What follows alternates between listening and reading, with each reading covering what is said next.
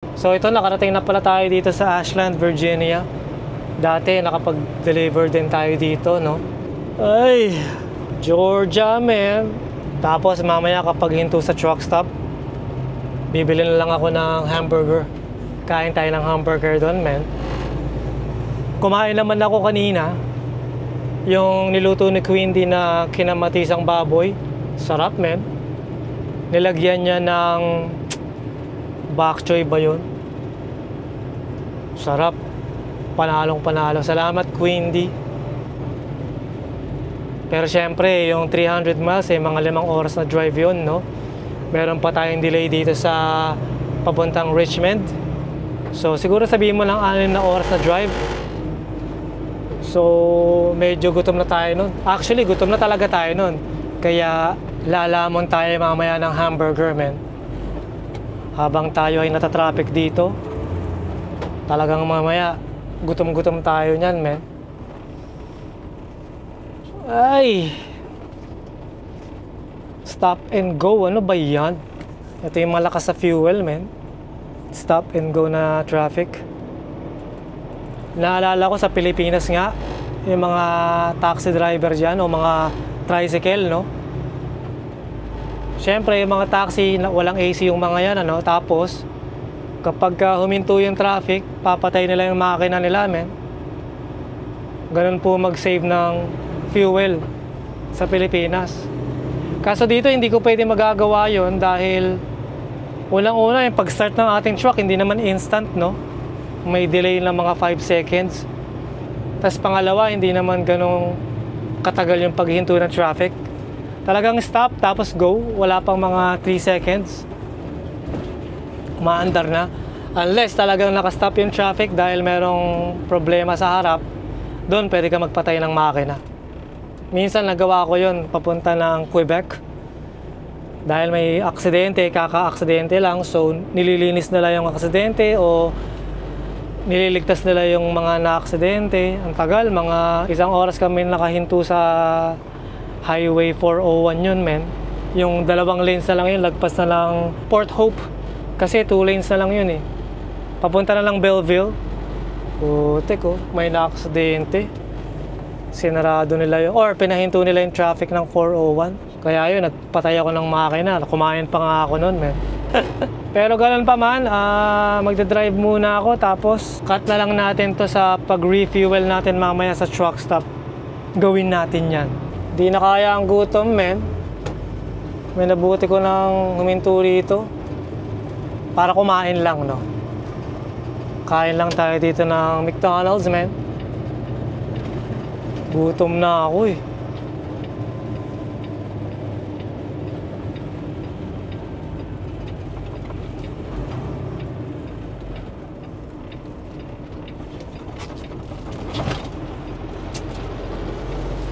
Okay, maraming libre sa Fuel Islands. So, dyan na lang ako magpo-park. So, tapos abante tayo pag nakabili na ako para kumain. Sim.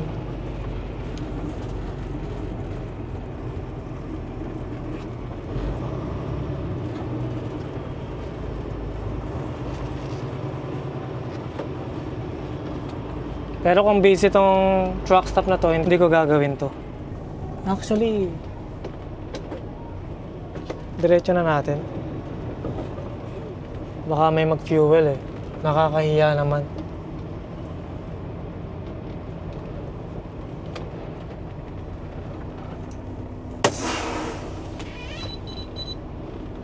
Tara sa loob, men. Bili tayo ng McDonald's. Not my...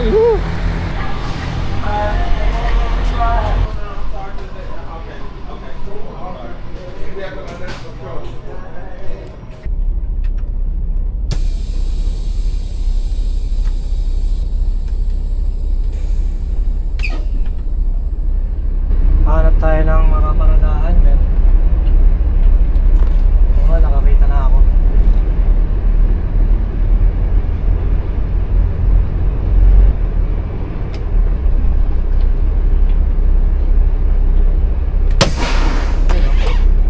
Kain na tayo, men.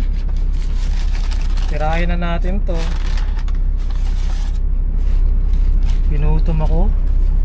Ang oras ng kain ko kaninang tanghalian ay alas 12 ng tanghali. At ang oras ngayon ay 3:30 na ng hapon. Ang bilis ko magutom, no? Di ako nakahingi ng mayo.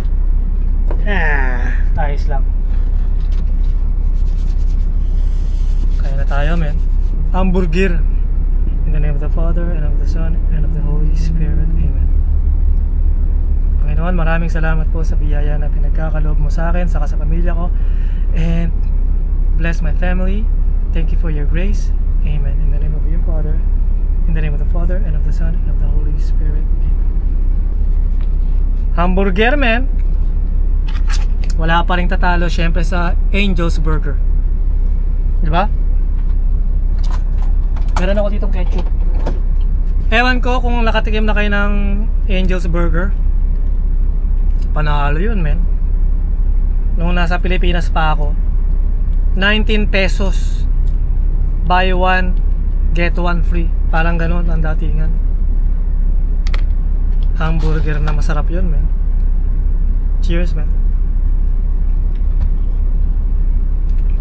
May straw pala.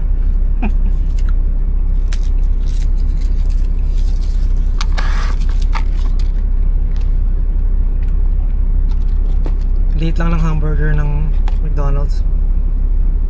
Dapat pala yung double quarter cheese yung kinuha ko.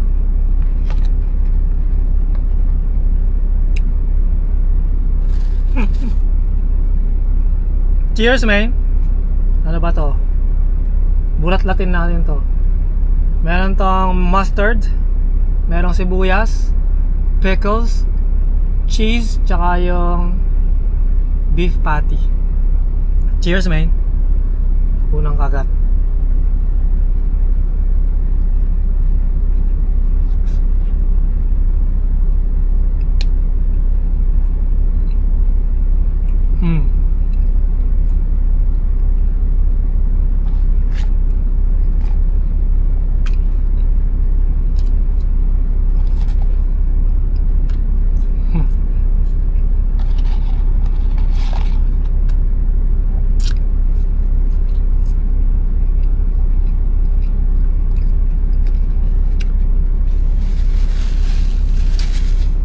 Iba talaga ang American cheeseburger, no?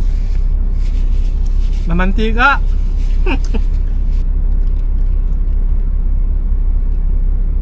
Sarap.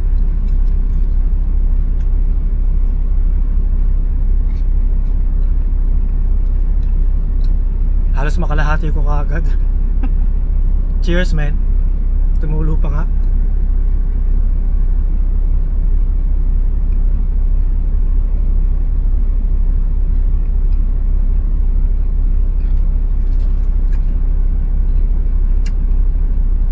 Yung beef patty, walang lasa. Lasang baka lang.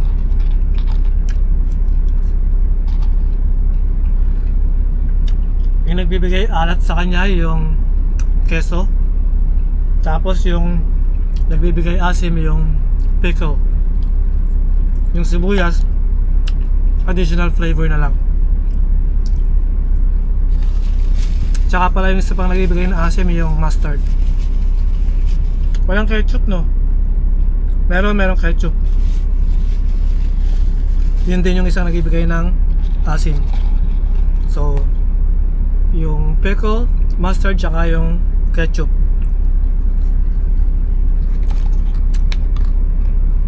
Pero yung bun tuloy, yung mismong patty, lasang baka lang, walang flavor.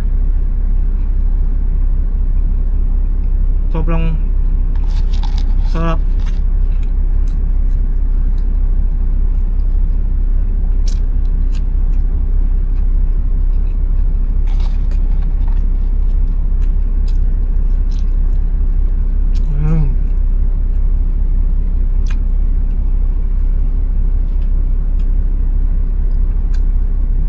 Sarap, grabe.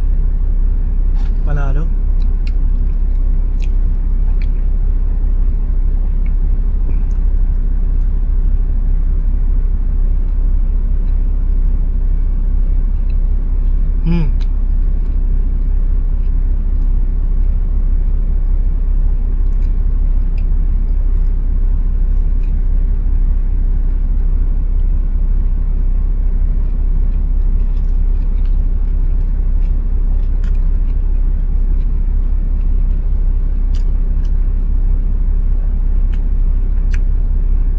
namin. Cheers. Dalawang subo na lang to.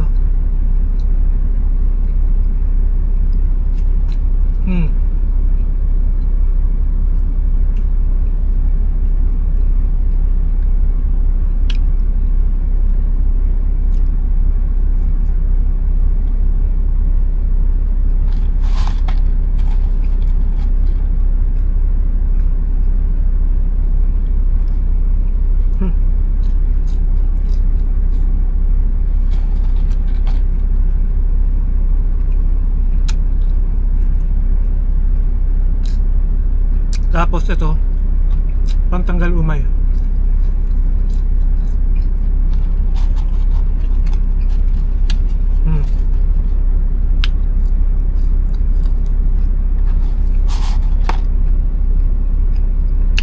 Ito naman, hindi pwedeng walang ganito.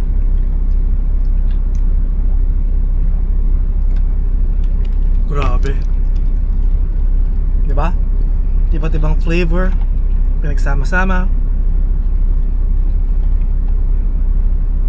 Yung hamburger merong asim, may alat, merong special na lasa, yung sibuyas nga, tsaka yung lasa ng baka. Tapos ito maalat, parang pangontra umay. Ito malamig na matamis, sobra. Talagang fast food. Kasi kung restaurant ang kakainan mo, meron kang appetizer, no? Yan yung mga spring rolls, mga calamares, yung mga chichirya na parang cropek. Tas yung main course mo, yung meron kang steak o isda o chicken, yung merong rice, and then yung dessert mo nga, yung matatamis. Ang daming level kapag restaurant bago mo makuha yung buong lasa na hinahanap mo. Pero yung fast food, isang tirada lang. Pinagsama-sama na. Kaya fast food, mabilisan lang.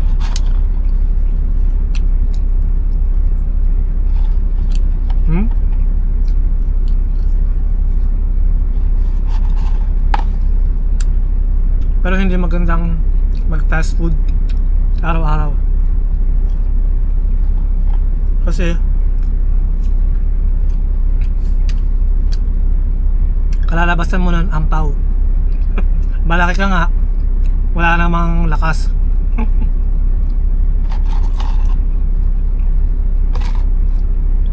Ay, wala. Ayaw ko ng tugilan.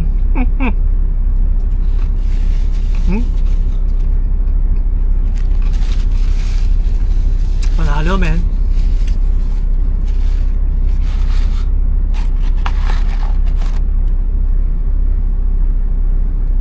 Ay, busog namin. Ayos na. So magdadrive na muna ako. Cut na lang natin to sa pag-refuel mamaya. 4:30 pa lang ng hapon. Makulimlim dito. You know, maulap. Umuulan, men.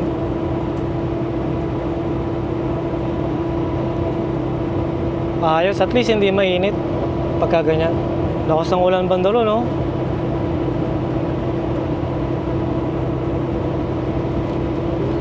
Yan na. Kumukulog pa nga. Ayun, ang ulan, men. Tanggalin natin ang cruise control kasi pagka ganyang umuulan, dapat hindi ka mag-cruise. Tapos turn on natin yung ating headlights.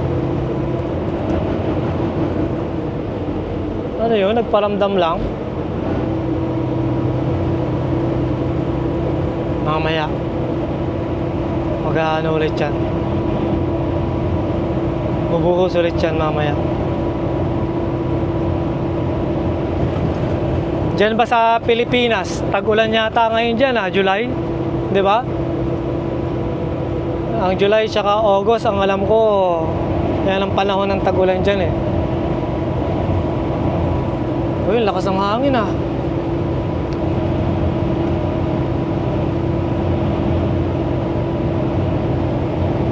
Ito nga palang parte ng Interstate 95 na to ay North Carolina. Nagparamdam lang yung ulan. Yan na, nagbabalik na yung ulan, men. Ganyan sana para mahugasan si Pete mismo.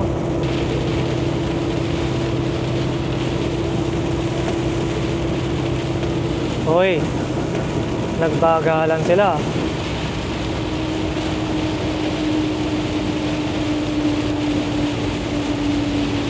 Sa sobrang lakas ng patak ng ulan, nag-slow down yung mga sasakyan. Kasi nga, low visibility na, no? Wala na, mabagal na yung biyahe natin ngayon, men.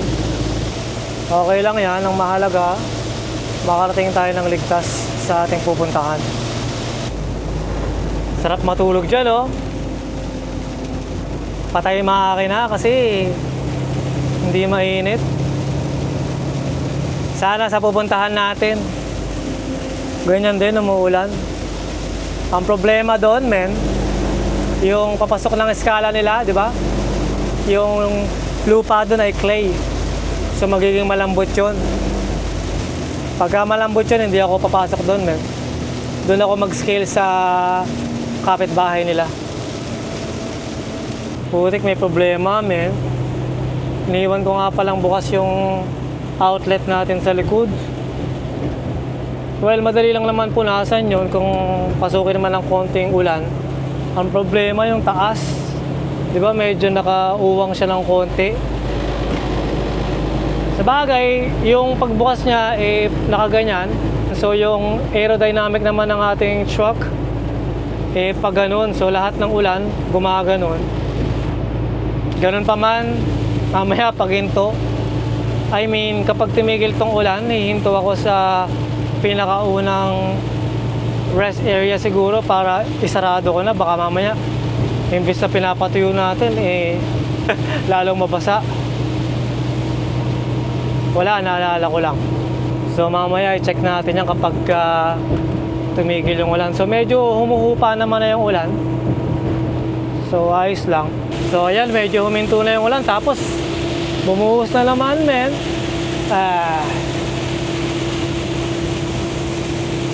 Ay, medyo kinabahan ako doon, pero okay lang. Malabo naman pasukin ng ulan yun. Pero yung pipe natin sa likod, yung outlet, talagang mababasa yun. Kasi naka-expose siya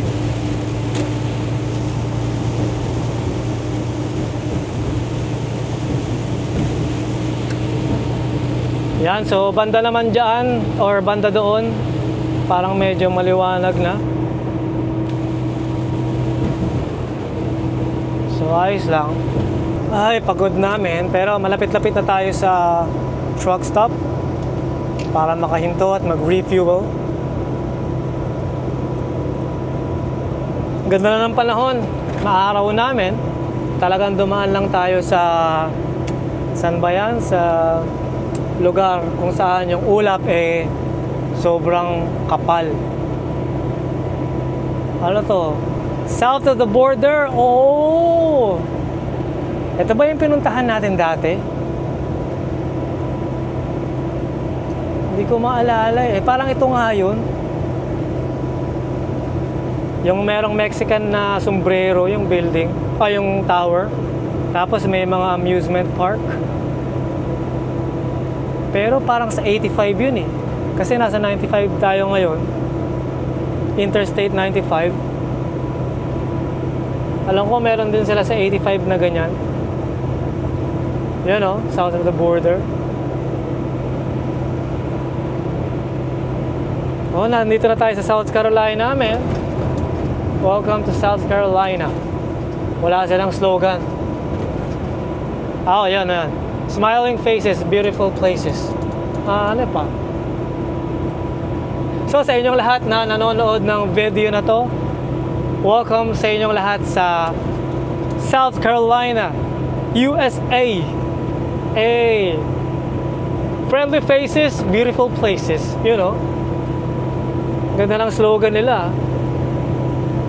Ito na yung rest area nila, no? Welcome center ng South Carolina. Pagoda na, pero ayos lang. Mga alas 11 tayo darating doon sa customer. So mag-alas 7 na ng gabi. So 4 na oras pa. Mahigit kumulang 4 na oras hanggang sa customer. Ganda ng rest area nila. Parang bahay, no? Hanep.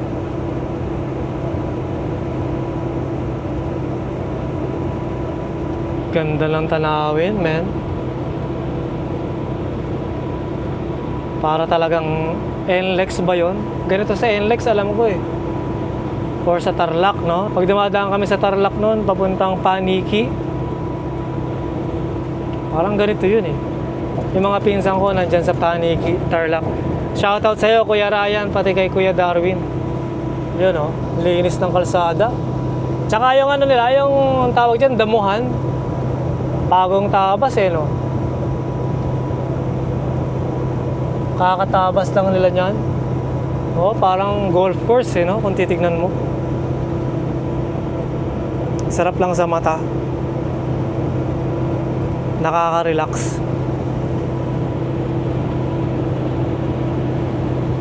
Ayun na yung sign ng Loves, oh. Yung billboard niya. Ano ba yan? 3 miles or 2 miles. Exit 190. Diyan tayo magkakarga ng excuse me po.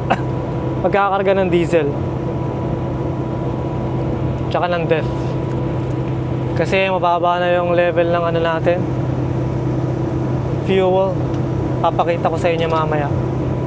Anong exit yun? 190. 2 miles daw. So pagtapos ng kurbada na yan, doon na siguro yung exit. Wow, ang ganda ng mga puno, oh. Wow. Sana nare-relax din kayo sa nakikita ninyo sa cellphone ninyo, sa television, no? Kaya na, exit 190, man. Bagal naman ito. Unahan ko pa ba to? 1 mile na lang. Wag mo nang unahan. Slow down ka na lang, man. Dalawa sila, eh, oh. Meron pang isa sa harap niya, kaya kung mag-isa lang sana siya, pwede natin unahan. Pero wag mo lang unahan, men. Hindi ka naman nakikipagkarera mismo. Ito na, ang Loves. Signal na tayo.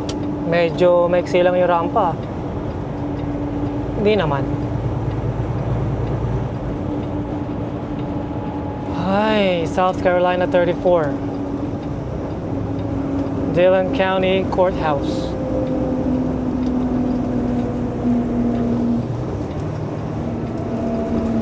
So as usual, tingnan natin yung kulay blue na signboard. Ang Loves ay sa kanan mismo.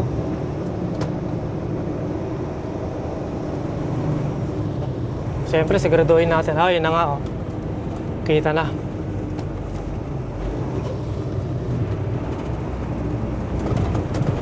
So mag-yield tayo sa mga oncoming traffic. Signal lang kaliwa. Walang sasakyan. Banat. Saan ang trucks? Doon pa sa kabila yung trucks. Ayun. Magkakarga lang naman tayo ng fuel tapos alis na kaagad.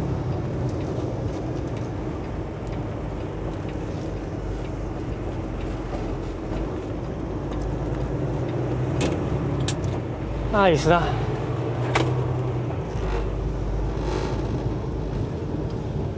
Dami nang nakapahinga ngayon, ah.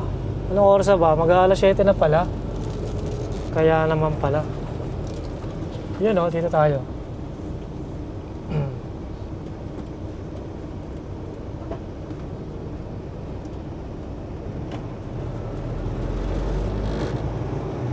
Ayos na. Full tank to, men. Wala na tayong fuel. Yun oh. Halos maubos yung ating fuel ah. Pero ayos lang. So itong ating def, magkakarga lang ako ng 1, 2, 3 guhit. So mga 6 gallons lang yung 3 guhit na yan. Hindi ako nagpupuno ng def kasi mahirap na. Baka biglang tawag dito. Ang sabi lang sa akin, wag daw magpupuno ng def. Baka ma-derate ang ating makina. So tara, mag-refuel muna tayo, men. Ayos na. Grabe ang init, parang likod ng aircon. Alam niyo yung aircon? Di ba mainit yung likod nun? Ganyan kainit dito. Oh, makikita na natin yung yung kalagayan ng ating outlet. Tsaka yung takip sa taas, kung nabasa ba o para masarado na natin, men.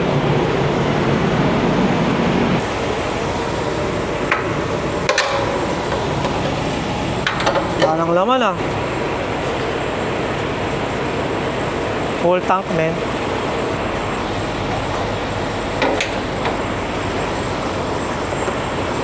Paabot ba? Paabot.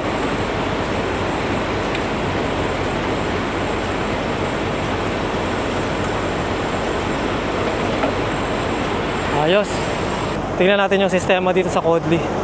Putulin natin tong cable tie. Yun.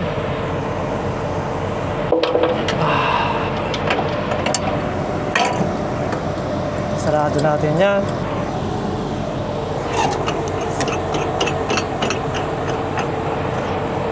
Tingnan natin yung sistema dito.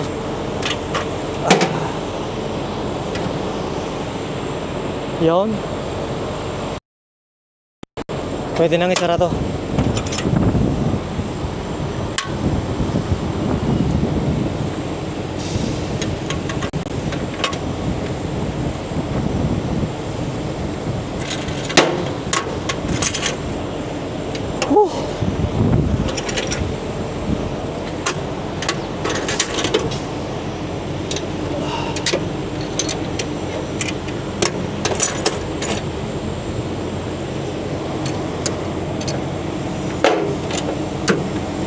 Tuyo rin sa wakas, men.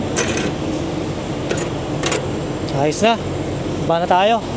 Bago tayo bumaba, drone shot muna.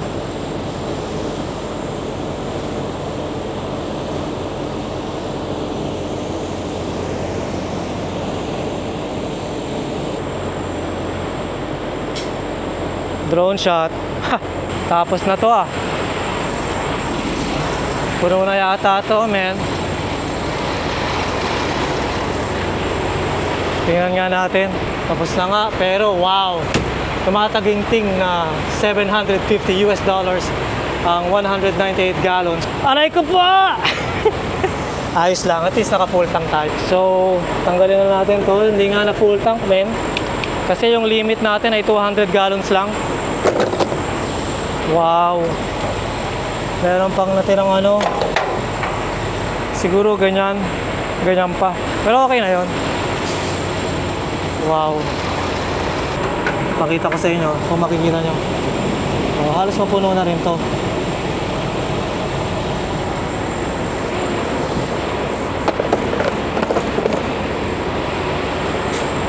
Sarado natin yan. Sarado na yan. Sarado rin yung kabila. Sabay def naman 6 gallons.